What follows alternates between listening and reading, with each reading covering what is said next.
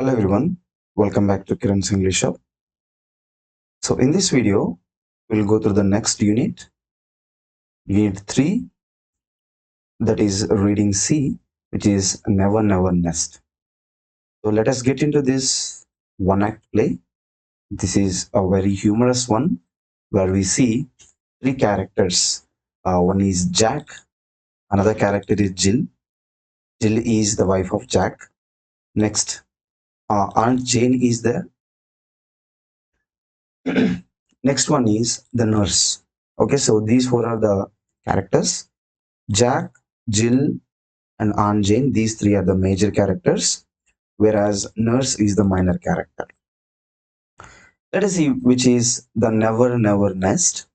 I will, before getting into this lesson, I will just give you a brief outline of this whole lesson here. So, Never Never Nest is the title which is given to this story, which is constructed on the basis of bad financial management. So, how the people in the present day manage their finances. Okay, how good are their finances, and how do they purchase the things, how do they pay for them and all. So never never nest here refers to the house. Nest is nothing but the not really nest which birds build, but the nest here refers to the family. Okay, the house where which is not or never is their house. Okay, they live in their house, but it is never their house. Okay, why it is called as never their house? What is the reason? Okay, not just house, everything that is there in the house is also never theirs. So why the title is given like this? Let us look at this humorous one act play. So you should remember these characters very well. Okay, so one is Jack, another one is Jill. Nurse comes at the end. We will see before that Aunt Jane. Okay, these three are the major characters. Let us see the scene here. So here the scene is launch of Jack and Jill's villa at New Hampstead. The essential furniture consists of a table on which writing materials and two chairs. As the curtain raises up, launch is empty, but Jack and Jill come immediately followed by Aunt Jean. So you should remember that this is a drama, okay, one act play where as soon as the curtain raises, the setting there is of the the launch of the New Hampshire place. Okay, that is the New Hampshire is the place name. Then there is a building, there is a house. So in that house there is a launch, and the setting is that. So both the husband, wife, and even Aunt Jane also is coming over there. So they were about to sit in that lounge and have some time. Okay. So first, in the first case, the lounge is empty, and in the second case, after that, immediately these three people come. One is Jack, another one is Jill, another one is Aunt Jane. Let us look at their dialogues here. Jill, and this is the launch. See here, this is all all of a sudden somewhere in between. See, Aunt Jane is visiting their house, and Jack and Jill have newly married. No, so now, see these two people, Jack and Jill, are showing their house to Aunt Jane. So who is new to this place, new to their house. So finally, they have come to the launch after showing all the places. Now they have come to the house. Okay, she has seen the hall, the bedrooms, the kitchen, everything, and now she is into this launch. And now Jill, entered into this area and said, "And this is the launch." Okay, so he's just giving her giving all the introduction of the areas or the places and rooms of their house to Aunt Jane. This is a situation. Okay, now see here, and this is the launch. Aunt Jane immediately, charming, charming, such a cozy little room and such pretty furniture. Okay, cozy little room in the sense kind of costly, very tiny but beautiful, and also pretty furniture. Furniture that is there in this lounge also is very pretty. So she's in the beginning telling charming, charming in the sense very beautiful, very beautiful. She liked the house very much because all the furniture that is there, even in the lounge, all the furniture that is there is very charming, is very beautiful. Jack, modestly, we like it, handy place to sit in and listen to the radiogram. Okay, Jack here is telling, um, yeah, now we like this place because we can just simply sit here, we can listen to the radiogram. It is a nice place to just sit and chill. And Jane, oh, have you got a radiogram as well as a car and a piano? So here, Aunt Jane is trying to be more questionable towards these two young couple. So Jack he involves here and he says, "Why? Of course. That means why not? Of course." Aunt Jane, you simply must have a radio set nowadays. He has everything that is wanted basically in any family. Okay, so here, when Aunt Jane asks, "Do you also have radiogram?" Immediately, say, why not radiogram? Along with radiogram, we have also other simply other all things. Everybody nowadays has a radiogram. What is it? I know. Why do you think that we are so weak kind of sense? Now, Aunt Jane, oh, have you got radiogram as well? A car piano? Why, of course, Aunt Jane, you simply must have radio set nowadays. Next. And it is so nice for me when Jack's away at business. I even make him move it into the kitchen so that I can listen to it while I cook. So here Jill is telling, yeah, of course, it is very good to listen. And whenever Jack is away from home for the business, I usually take it inside my kitchen, that radiogram, and I listen to it while I was cooking. Jack, sit down, Aunt Jane. You must be tired, and we have shown you everything now. See, everything now in the sense, this is not the beginning. As I told you already, this is somewhere at the end where they have already seen everything the from the front door to the last door. They have seen everything. Now this is at the last case. This is at the ending of the house where only lounge is left, and this conversation takes place in this case. Okay. Now, Jack is asking Aunt Jane to just rest for a while because she might have been tired. Now, what do you think of our little nest, Aunt Jane? Jill is asking this question. Okay, here, nest in the sense the house. Okay, the little house. Now, since Aunt Jane is very much, use these words like charming, beautiful, and all, she liked it very much. So I think it's wonderful, my dears. The furniture and the car and the piano, the refrigerator and the radio. What's it? It's wonderful, really wonderful. So Aunt Jane looking at all the furniture, all the things that are there, the car, the refrigerator, radiogram, everything. She liked, she says, okay, we cannot even say something is not there. Everything is available in your house and everything is so beautiful. So Aunt Jane is very well impressed here in the beginning. Okay, Jack. And we owe it all to you, Aunt Jane. Yes, Jack. What's wrong worrying me? Jack, worrying you, Aunt Jane? Aunt Jane, yes. The check I gave you for your wedding present, it was only 200 pounds, wasn't it? I didn't put 2000 by mistake. Okay. So now Jack is now using this sentence, okay, and we owe it all to you. Owe it all to you in the sense we are, we are in debt, kind of, we are supposed to pay you. Okay, so now Aunt Jane is why paying me? Okay, like during the wedding ceremonies, people usually give, some amount. Okay, there they call it a check in England. So, do you really owe me? Did I give you 2000, dollars or 2000 pounds instead of giving 200? I remember that I had written only 200. So I think you didn't owe me anything. Or, you know, Aunt Jane is here also thinking that these people might have brought all these things with the gift that she has given. She thought that she has given 2000 rupees. So immediately she is asking when Jack said, we will it all for you. Then immediately Aunt Jane is telling that, oh my God, I didn't give you 2000 rupees, right? I only gave 200 rupees. Okay, how can you owe it to me? Now, Jill, oh no, Aunt Jane, what's on earth made you think that? So immediately, Jill is a little bit worried. Okay, so now when Aunt Jane said, uh, I hope I didn't give you 2,000 pounds by mistake. Jill is immediately involving and saying, no, no, Aunt, why are you thinking in such a way? You didn't give us that much amount. It just gave 200.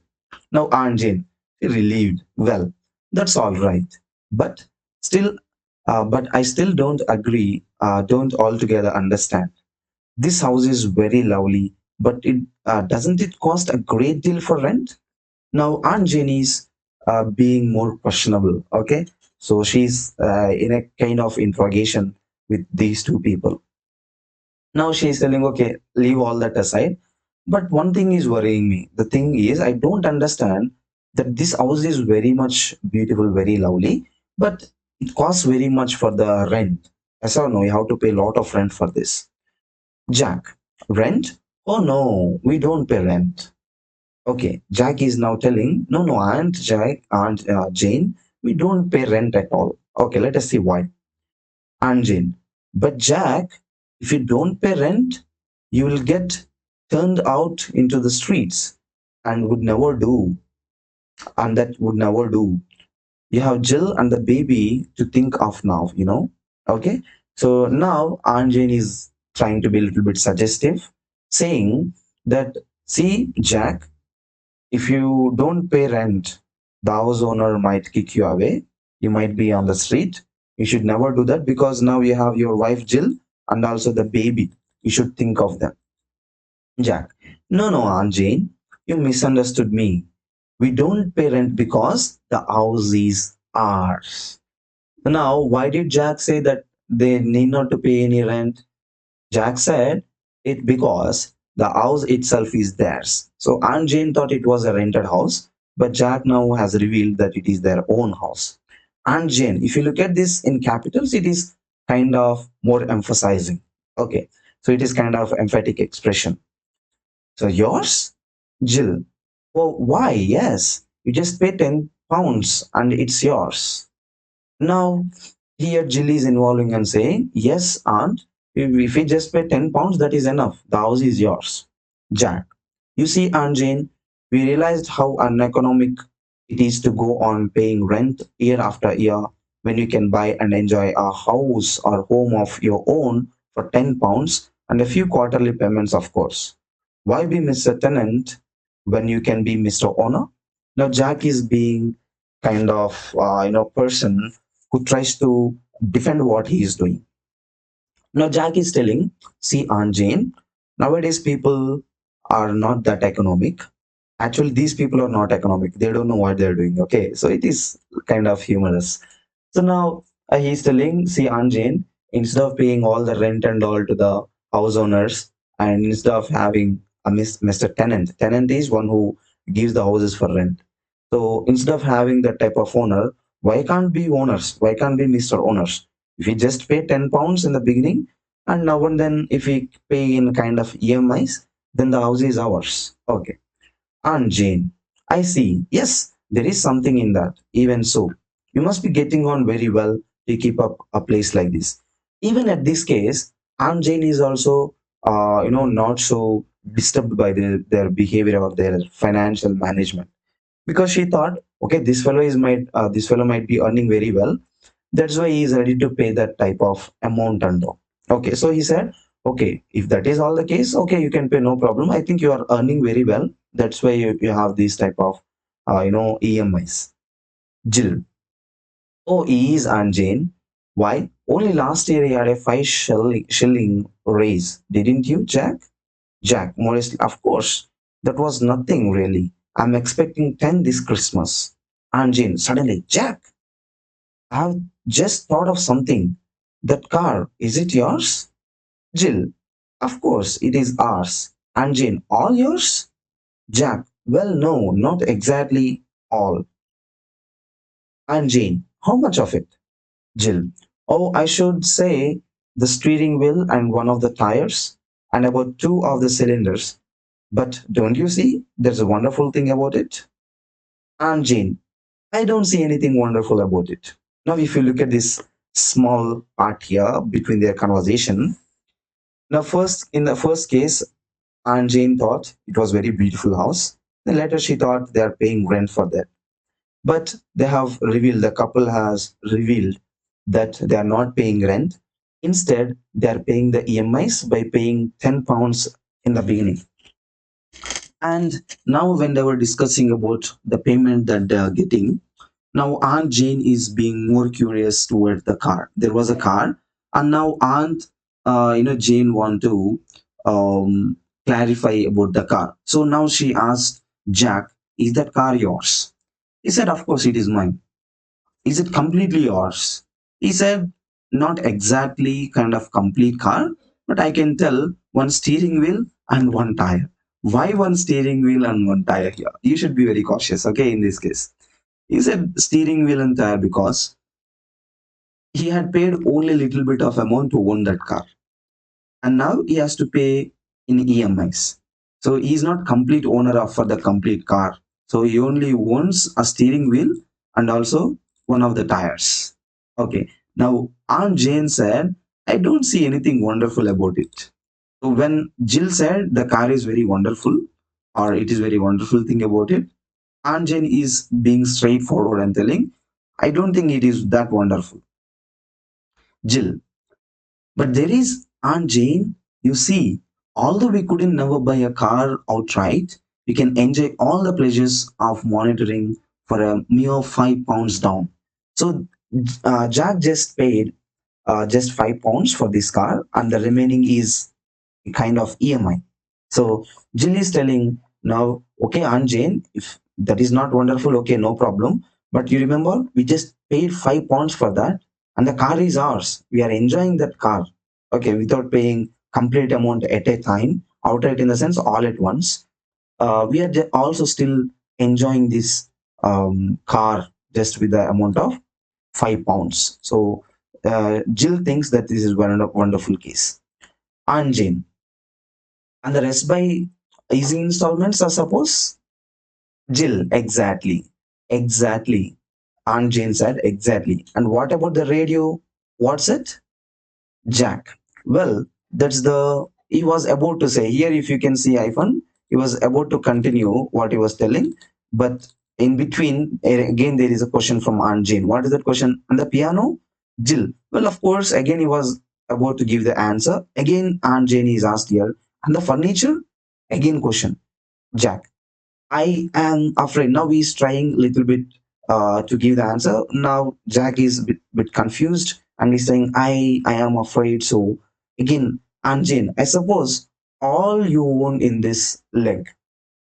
She points to one. Okay, she points to one in the sense she points to one leg on the table which was there.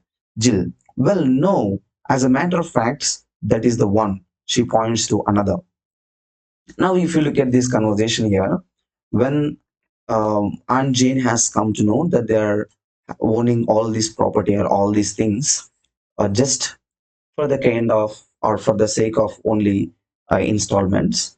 Now, Jack is trying to be more defensive to what he was telling, while Aunt Jane is trying to ask the questions. Okay, what about the radio? What about the car? What about that thing? What about the piano? What about the furniture? So, is that all yours or are you paying installments? So, here we can see that these people, Jack, Jill, they are unable to give proper responses, proper answers. That means all of those things were not of their own. Okay, they're all on the installments. Right.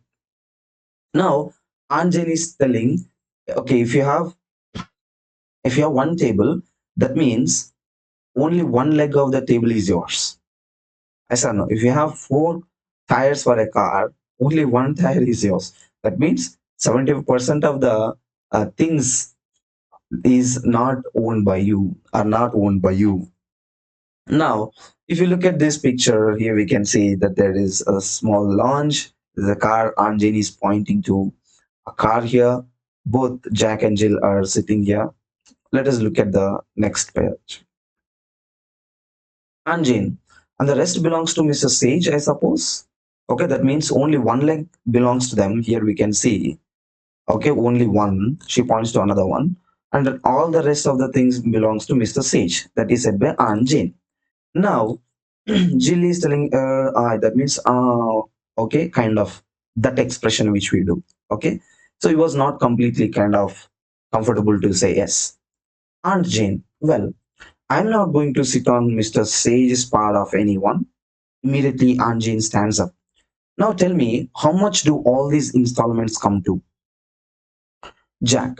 Well, actually, he takes out his pocketbook and consults it. And he said, actually, to £7 eight and 8 pence a week. Okay, so he has to pay 8 pence a week, a week. This is kind of, let us say, rupees, or let us say thousands. So here Aunt Jane is asking, okay, fine. Now I don't want to sit some in someone else, this one couch, or that the chair or the table, whatever that is there. And she stood up. Okay, because now she understood that those things do not belong to them. So immediately she stood up, and she's also asking a question. What is that? Now tell me, you have purchased all these things on installments. Tell me, how much do you pay for these installments every month? Now Jack said, I pay 8 pence a week. And Jane, good heavens, and how much do you earn? Jack, as a matter of fact, that is £6. Here he is not being so elusive. Okay, so Anjin, but that's absurd. How can you pay £7, 8 and 8 pence out of £6?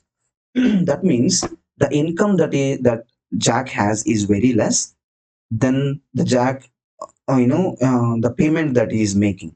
So he's paying kind of £8, whereas he's earning kind of £6 to £7 a week. Okay, Jack.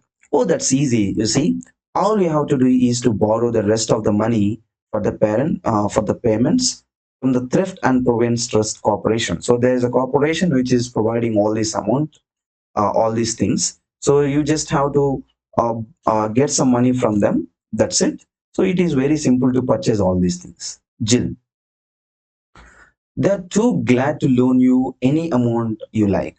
A note of hand alone. So here, Jill is also telling that, see, those corporation company people, they are ready to pay any amount that you want. There is no problem. And Jane, and how do you propose to pay that back? So, how are you ready to pay that back? This is the question from Anjin.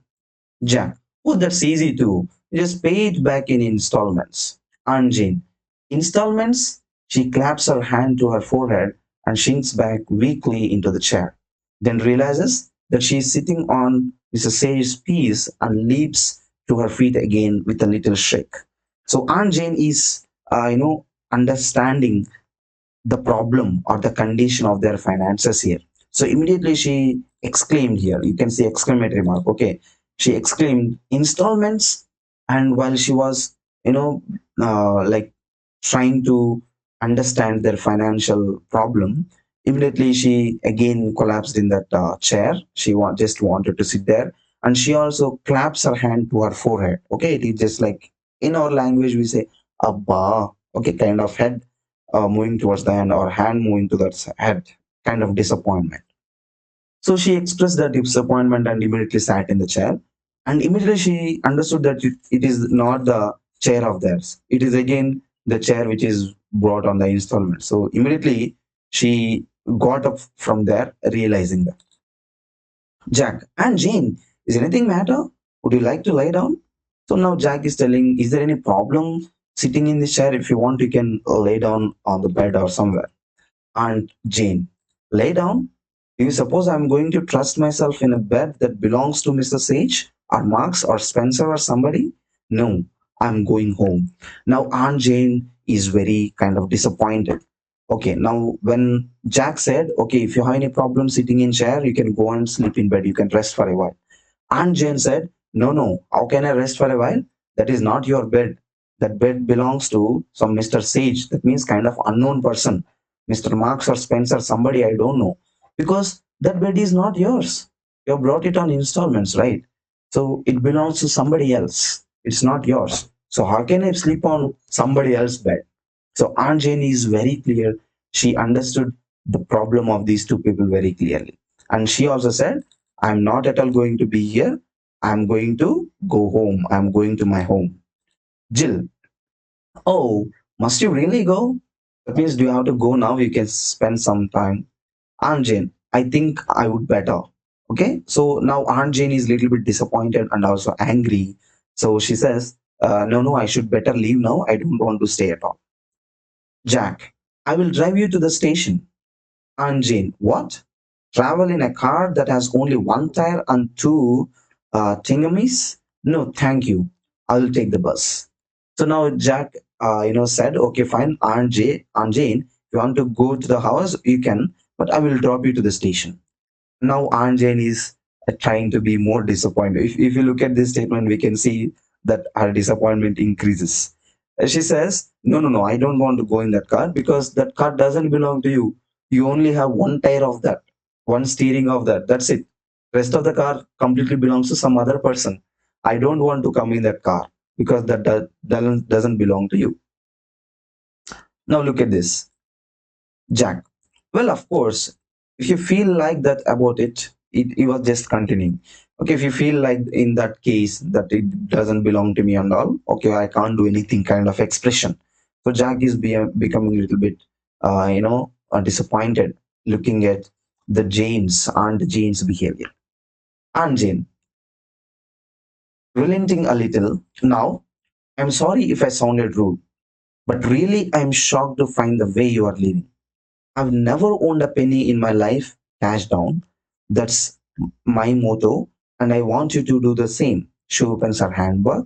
Now look, here is a little check I was meaning to give you. Anyway, she hands it to Jill. Suppose you take it and pay off just one of your bills so that you can say one thing at least belongs to you. So that means the house, all the furniture, the car, everything from bed, refrigerator, everything that is there in the house is not theirs. Everything is on the installment. They don't own any single furniture. This is the bad financial management that we can see in the present society. Okay, now Anjan is telling, she has just opened a purse and she just said, see, I'm sorry, see, of course I behaved awkwardly. If you were hurt, I'm sorry, but remember, I never ever had this type of financial management in my life, and you never do that. Only if you have a cash in your hand, spend the money and purchase something, own it. Other than that, paying in these installments and all is not a good thing, and not just one thing. Everything you have on installments. That means nothing is your own. Okay, so entire your life you have to just pay on installments and installments.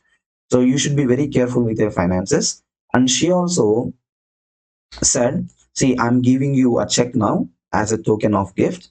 Now you do one thing. You take this and give to somebody or pay to something, any one of the bills, which will completely belong yours. Okay. So for example, let us say Jilly is going to pay for the car, or Jack is going to pay for the car. The car will belong to them.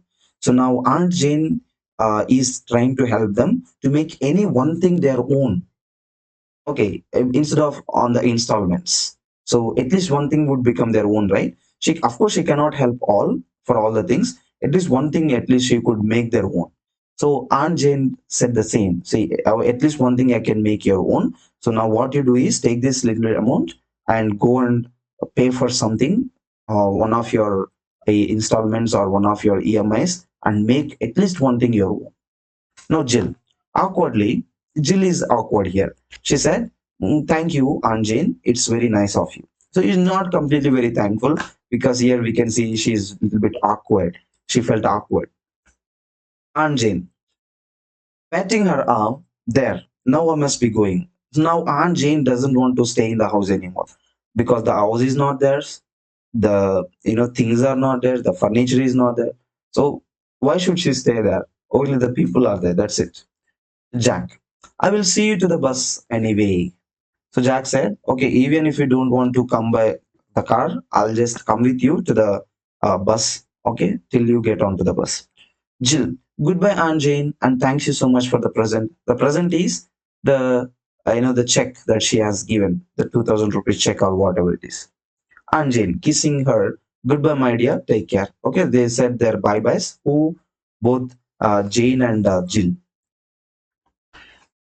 She and Jack go out.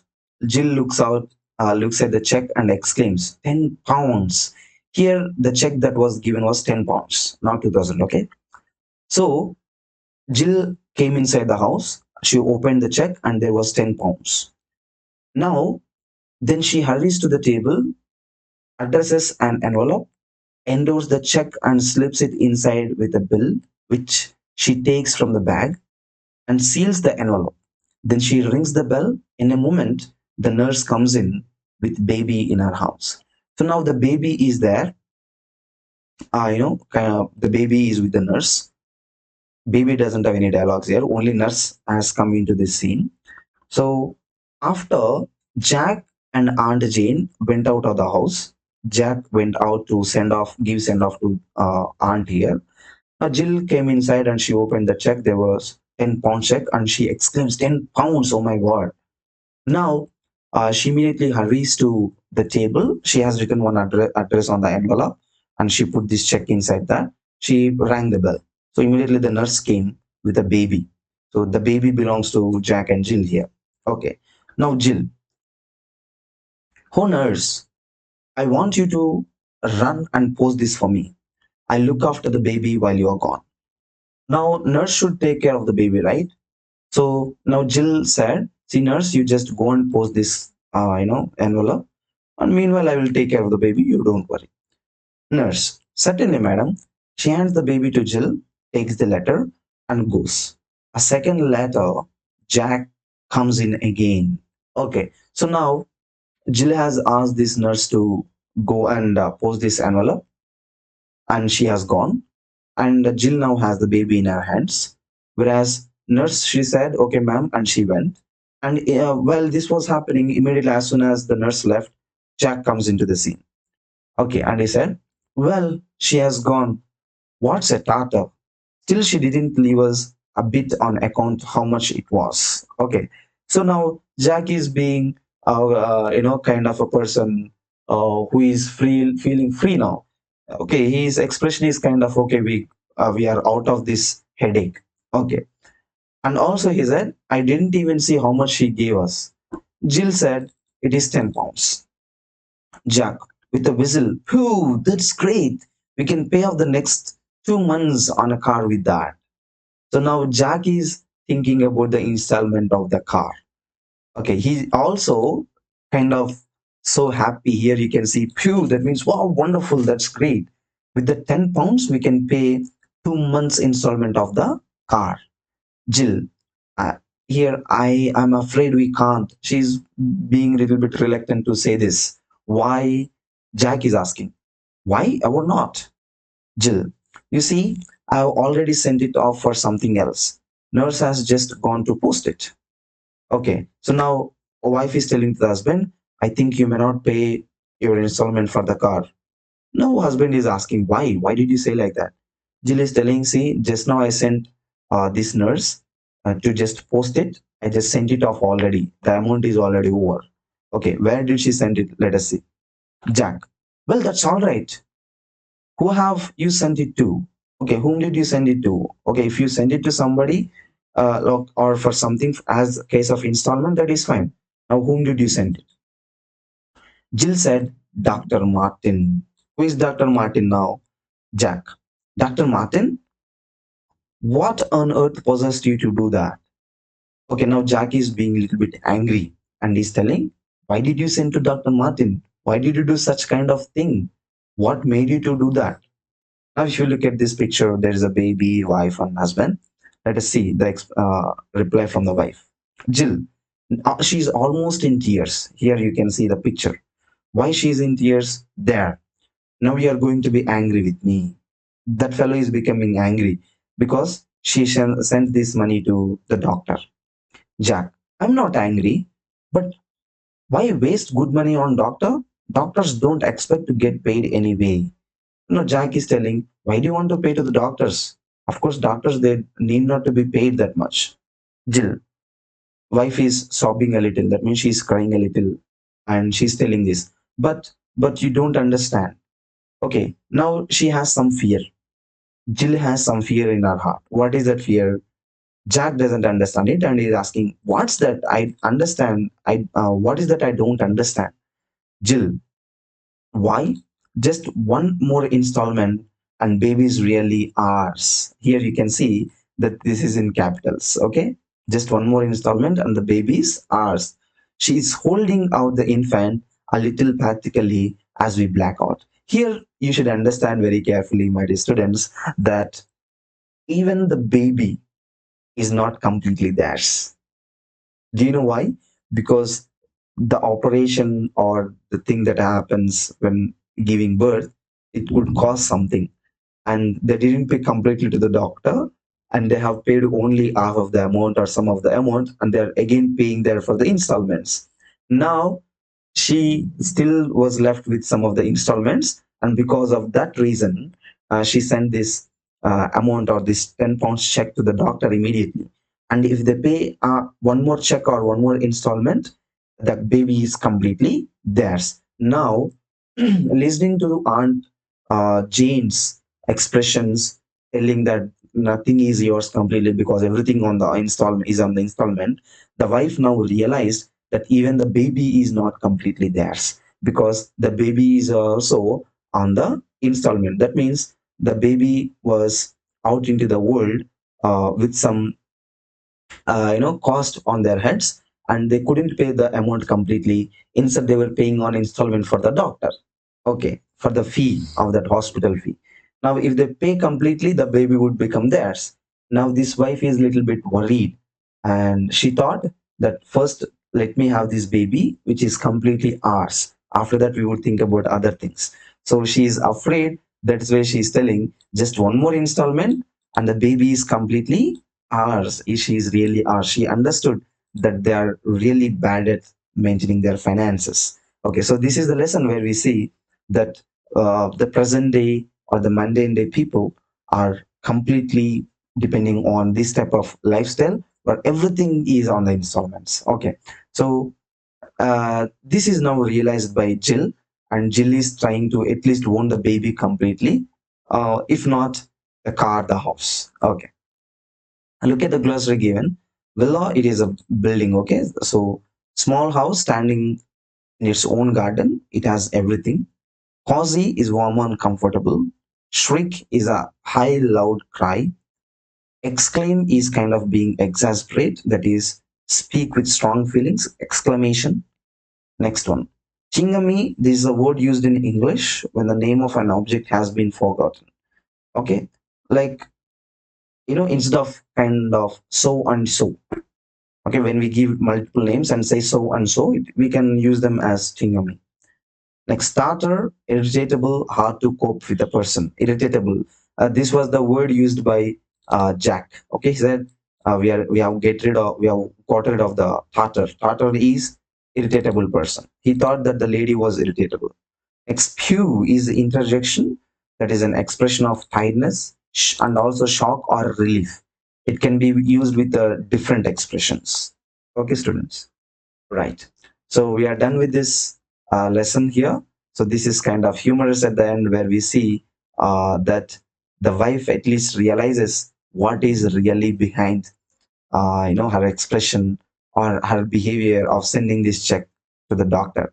That means not just the things, even the baby is not completely theirs because they are in still debt to pay the hospital fee.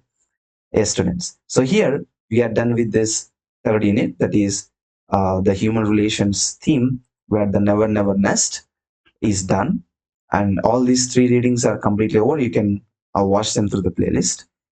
And in the next video, we'll go through the next unit, that is films and theater. There we have again three readings. We will see that readings in the next video. So thanks for watching.